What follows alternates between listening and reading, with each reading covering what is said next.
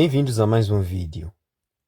No vídeo de hoje, vamos viajar no tempo e olhar para uma história longa, que tem a ver com a relação não boa entre a França e as Testemunhas de Jeová.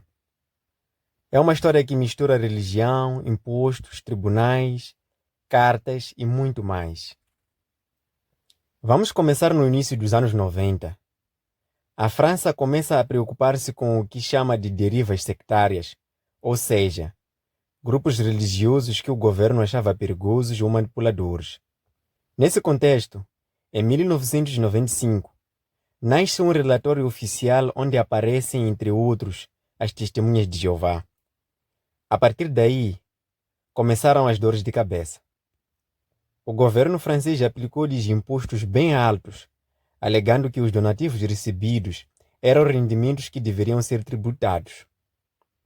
Em outras palavras, aquilo que para as Testemunhas de Jeová era um donativo voluntário, o Estado passou a ver como se fosse lucro de uma empresa. No Anuário das Testemunhas de Jeová de 2001, elas próprias reconhecem a situação difícil. O anuário dizia que, nos 4 anos anteriores, tinham conseguido mais de 900 decisões favoráveis sobre impostos, mas o governo francês não desistia. Cada vitória da organização nos tribunais era seguida de um novo processo. O caso chegou ao Conselho de Estado, que é o tribunal administrativo mais alto da França. E em junho de 2000, este tribunal reconheceu oficialmente as Testemunhas de Jeová como uma religião. Foi um momento histórico, mas a alegria durou pouco. Só passaram apenas 11 dias.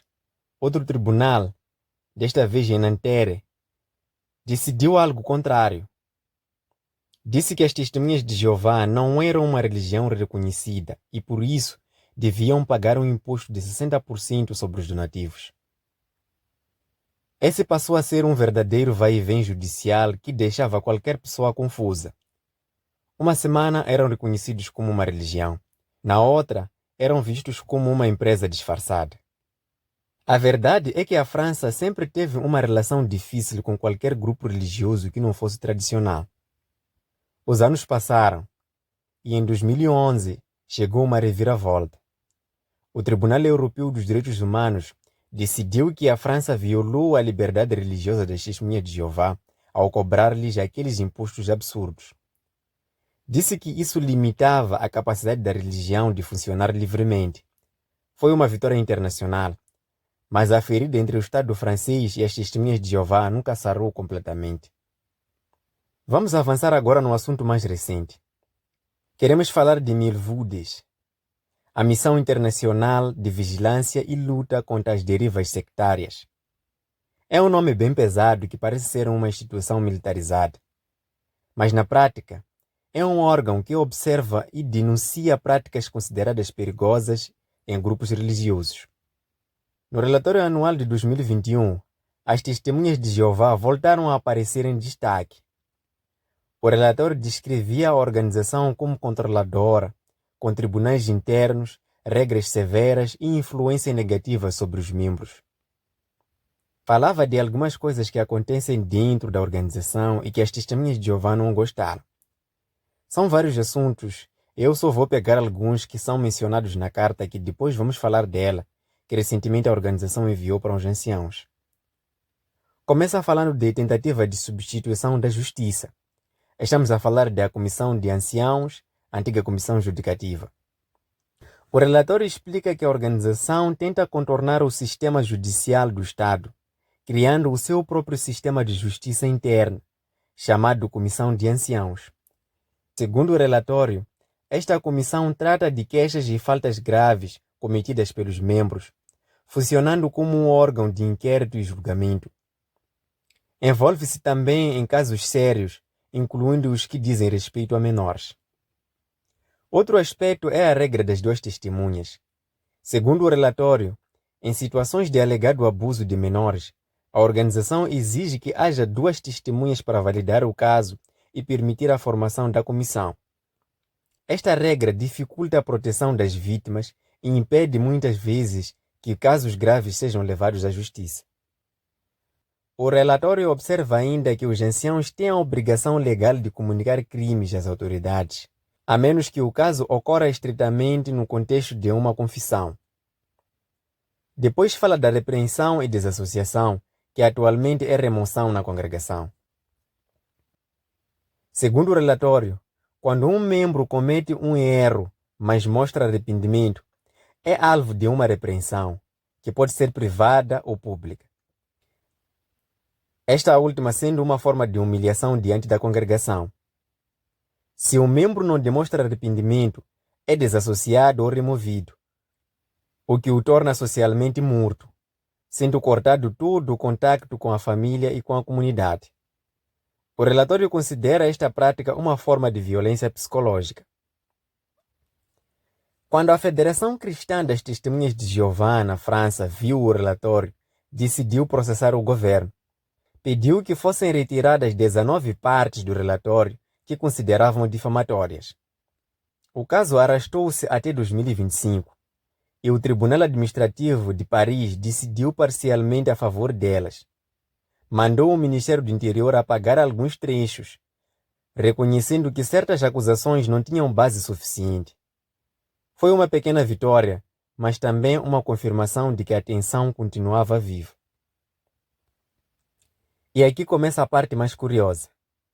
Depois desse relatório e do julgamento, recentemente circulou uma carta interna entre os anciãos das Testemunhas de Jeová, convidando os membros a escreverem cartas para as autoridades francesas.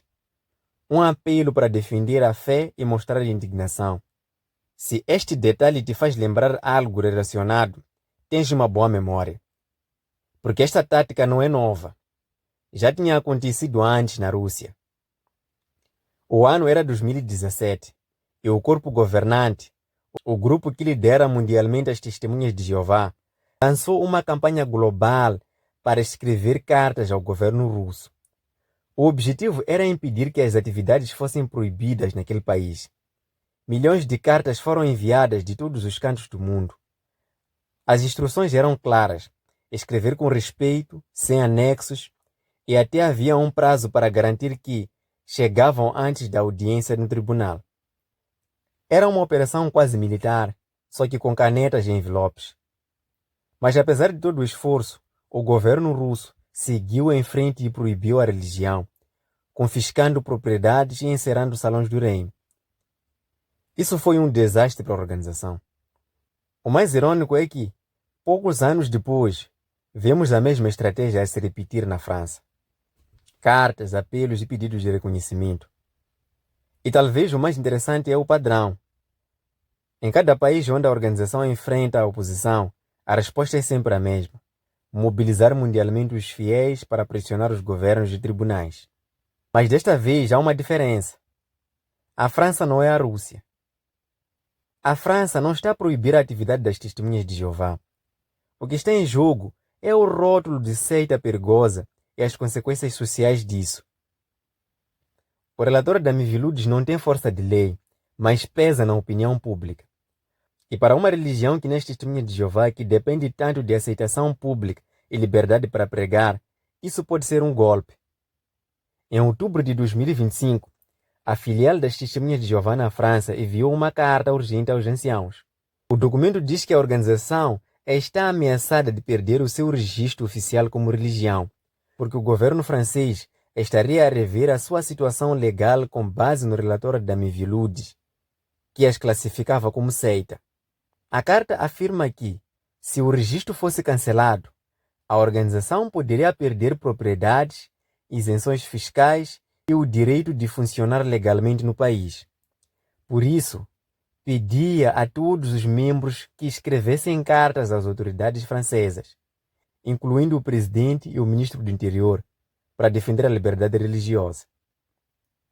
As instruções na carta são claras: escrever com respeito e sem críticas diretas, não anexar publicações e não enviar cópias para os anciãos. Será que este passo dado pela França vai trazer novos ajustes de entendimento ou ajuste de algumas políticas da organização? Será que mais uma vez a organização vai mudar alguma coisa na política de desassociação? Ou será que a França vai ficar convencida por milhares de cartas que foram enviadas e recuar?